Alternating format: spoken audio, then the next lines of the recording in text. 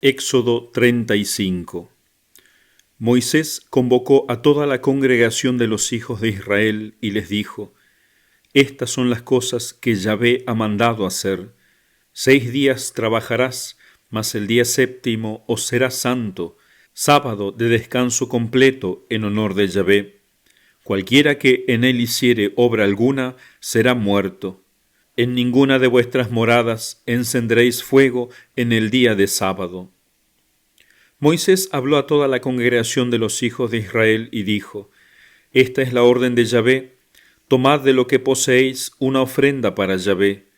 Todos den generosamente un tributo para Yahvé: oro, plata y bronce, jacinto, púrpura, escarlata y carmesí, lino fino, pelo de cabra, pieles de carnero teñidas de rojo, pieles de tejón, madera de acacia, aceite para el candelabro, aromas para el óleo de unción y para el incienso aromático, piedras de ónice y piedras de engaste para el éfod y el pectoral.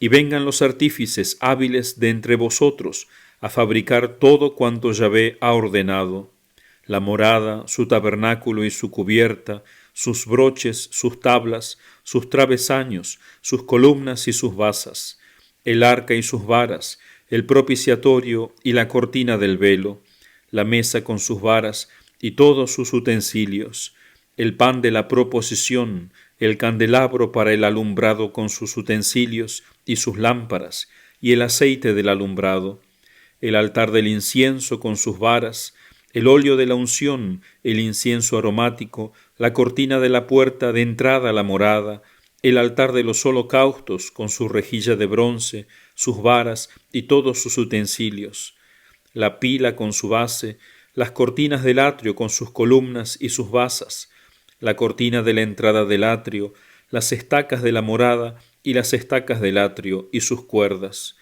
los ornamentos litúrgicos para el servicio en el santuario, las vestiduras sagradas para Aarón el sacerdote y las vestiduras de sus hijos para sus funciones sacerdotales.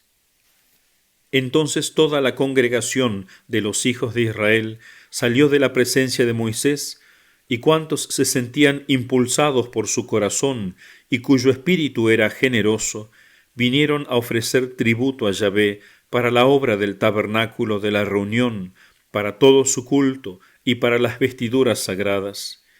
Vinieron pues hombres y mujeres, todos los de corazón generoso, trayendo zarcillos, pendientes, anillos, brazaletes y toda clase de objetos de oro, y además todos los que presentaban una ofrenda de oro para Yahvé.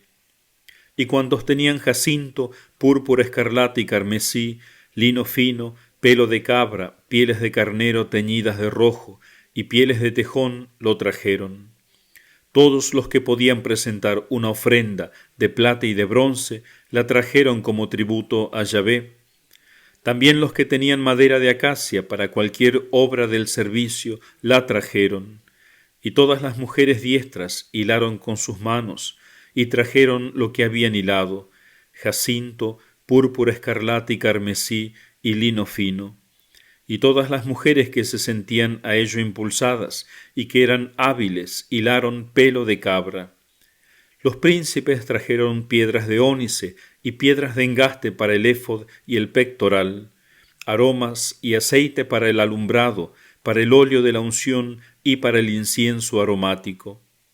Todos los hijos de Israel, hombres y mujeres, cuyo corazón los impulsaba a que trajesen algo para toda la obra que Yahvé por medio de Moisés había mandado hacer, dieron así sus ofrendas voluntarias a Yahvé.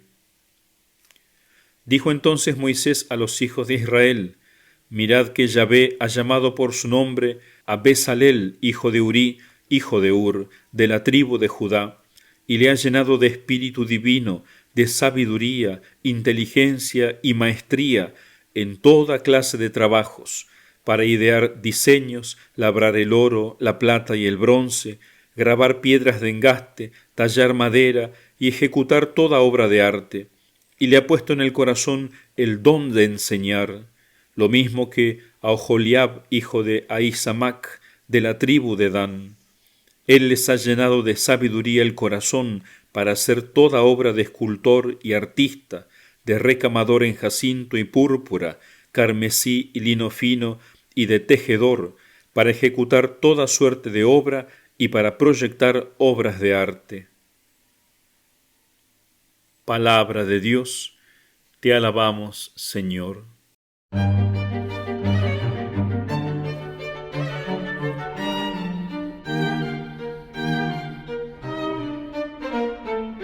Comentario.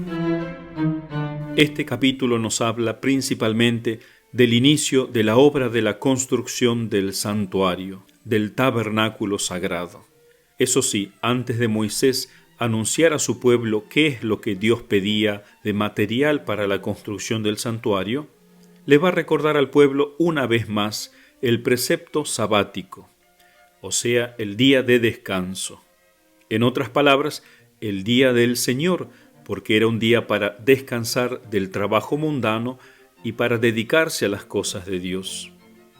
Y como ahora van a comenzar un tiempo muy fuerte de trabajo para construir lo más hermoso que un pueblo puede construir, que un barrio, que una ciudad, que una nación puede construir, que es un templo, una iglesia, una capilla, como va a ser mucho el trabajo para hacer algo digno de Dios, Moisés les recuerda que de todas maneras hay que cumplir el descanso sabático.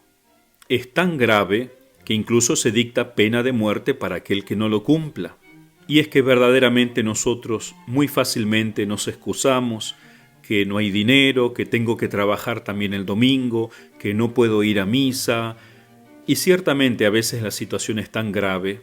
En algunos casos podría darse una excepción, pero cuidado con dejarnos llevar por la desesperación o peor, por el espíritu materialista, tener más, vender más, como hacen las grandes empresas, que no respetan el descanso del Señor. O sea, si queremos crecer en el amor a Dios, hacernos ricos en las cosas espirituales, es necesario sacrificar un día para dedicarnos al Señor. No podemos esperar que de repente se nos infunda todo el conocimiento divino sin hacer mucho esfuerzo o solamente diciendo algunas oraciones cada día. Es necesario que nos decidamos a estudiar más nuestra fe, a dedicarle tiempo. Y si no sé leer, igual hay muchos programas por la televisión, por el internet, por la radio, a través de los cuales podemos cultivar nuestra alma. Recordemos que ese santuario material nos quiere enseñar que así tiene que ser nuestra alma, un lugar sagrado donde el Señor quiere habitar junto con nosotros. Y nos llama la atención la inmensa generosidad del pueblo para donar todo tipo de elementos preciosos, porque lo que Dios pedía aquí, el oro, la plata, el bronce y el resto de los materiales eran materiales preciosos de mucho valor. Por eso Dios no obliga, le dice a Moisés que aquellos que quieran dar voluntariamente que lo hagan. Por supuesto, Dios primero mueve el corazón de la gente. Dios inspira en nosotros la generosidad, pero está en nosotros aceptar esa inspiración o rechazarla. Dios nos mueve a ser buenos todos los días, pero nosotros podemos cerrarnos esa gracia y decir no, voy a pensar solo en mí, no voy a ayudar a nadie, etc. Por eso tenemos que siempre ser fieles al Espíritu Santo. Es el Espíritu Santo el que nos inspira las obras buenas cada día, y nosotros tenemos que tener cuidado de no contristarlo, como dice San Pablo, de no ponerlo triste al Espíritu Santo, rechazando su obra. Así como tampoco queremos entristecer a nuestras madres cuando nos aconsejan algo o nos piden algo. Es hermoso lo que dice el Catecismo respecto a la obra que hace el Espíritu Santo en la liturgia, en el número 1091 y 1093. En la liturgia, el Espíritu Santo es el pedagogo de la fe del pueblo de Dios. Es el pedagogo, o sea, el maestro, el que nos enseña en cuanto a la fe a todo el pueblo de Dios. Es el artífice de las obras maestras de Dios. En este capítulo se nos habla de los artistas, pero el principal artista es el Espíritu Santo, es el artífice de las obras maestras de Dios. ¿Y cuáles son esas obras maestras de Dios? Dice el Catecismo, son los sacramentos de la nueva alianza. Estos 7 sacramentos que Cristo ha creado son obra grandiosa del Espíritu Santo. Y sigue diciendo así el catecismo: el deseo y la obra del Espíritu en el corazón de la Iglesia es que vivamos de la vida de Cristo resucitado. Eso es lo que quiere hacer el Espíritu Santo en nosotros, que nosotros aprendamos a vivir de la vida de Cristo resucitado. Quiere transfigurarnos, como rezamos en el cuarto misterio de luz del Rosario, la transfiguración de Cristo. Y continúa: cuando encuentra en nosotros la respuesta de fe que Él ha suscitado, entonces se realiza una verdadera cooperación. El Espíritu Santo suscita en nosotros, nos mueve a la fe, y cuando encuentra en nosotros esa respuesta a la fe, entonces comienza a haber una cooperación entre el Espíritu Santo y nosotros. Por ella, la liturgia viene a ser la obra común del Espíritu Santo y de la Iglesia. O sea, la liturgia es una cooperación de la obra del Espíritu Santo y de la Iglesia, o sea, de nosotros. Cuando San Francisco le mandó a Fray Bernardo ir y fundar una iglesia y una comunidad religiosa de frailes en un pueblo en Bolonia, cuenta esto la Florecilla: sucedió al principio de la orden que San Francisco mandó a Fray Bernardo a Bolonia, para que con la gracia que el Señor le había dado, trabajara allí por alcanzar frutos para Dios. Y Fray Bernardo, haciéndose la señal de la cruz, marchó cumpliendo la santa obediencia y llegó a Bolonia. Al verlo, los niños, en hábito desusado y vil, o sea, ese hábito franciscano no era común en esa época, le hacían muchas burlas e injurias, tratándolo como a loco, y Fray Bernardo lo llevaba todo con paciencia y alegría por amor de Cristo. Y aún para que más lo escarnecieran, iba a propósito a la plaza de la ciudad, y sentándose allí, se le reunían alrededor muchos chicuelos y hombres, y quien le tiraba de la capucha por detrás, quien por delante, uno le echaba tierra, otro piedras, este lo empujaba de un lado, aquel de otro, y Fray Bernardo, siempre de un mismo ánimo y con semblante alegre, ni se quejaba ni mudaba de lugar, y repetidos días volvió al mismo sitio para sufrir semejantes cosas. Y como la paciencia es obra de perfección y prueba de virtud, un sabio doctor en leyes, viendo y considerando la gran constancia y virtud de Fray Bernardo, y observando que durante tantos días con ninguna molestia ni injuria habían podido alterarla, dijo para sí: imposible que este hombre no sea un santo. Y acercándose a él le preguntó: ¿quién eres tú y a qué has venido aquí?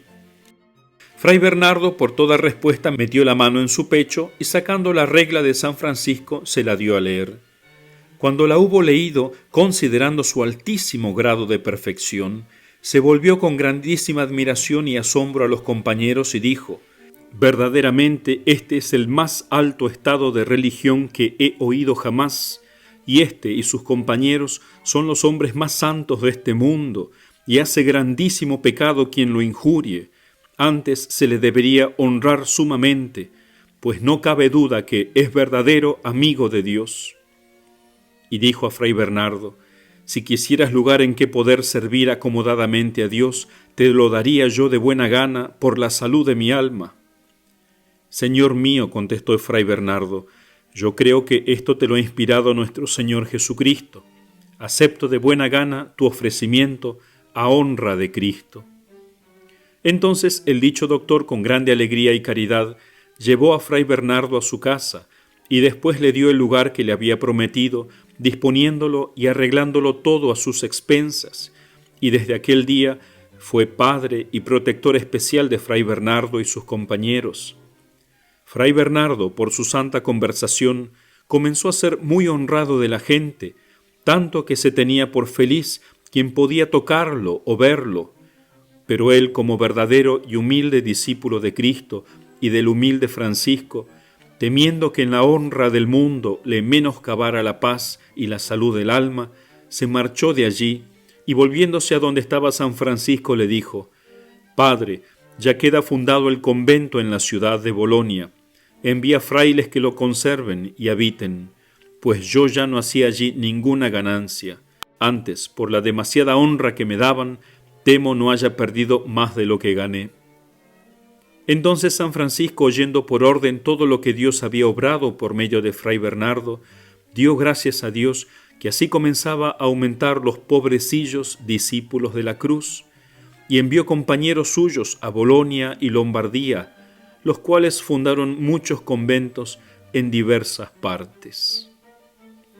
Entonces esto que comenzó a hacer Moisés de hacer un templo para el Señor, lo ha continuado la Iglesia y de modo especial los santos, San Francisco, enseñando la verdadera doctrina, especialmente la doctrina de la humildad, y eso es lo que funda la Iglesia, eso es lo que gana almas para Dios, y eso hace que el pueblo luego sea generoso como este hombre que al ver la santidad de Fray Bernardo fue tan generoso para fundarles un convento y una iglesia a los franciscanos en Bolonia. Entonces abramos siempre nuestro corazón a la obra del Espíritu Santo. No seamos tacaños, seamos generosos, no solamente con lo material nuestro, sino en el entregarle nuestra vida toda a Cristo. Que Él haga de nosotros lo que Él quiera, cueste lo que cueste.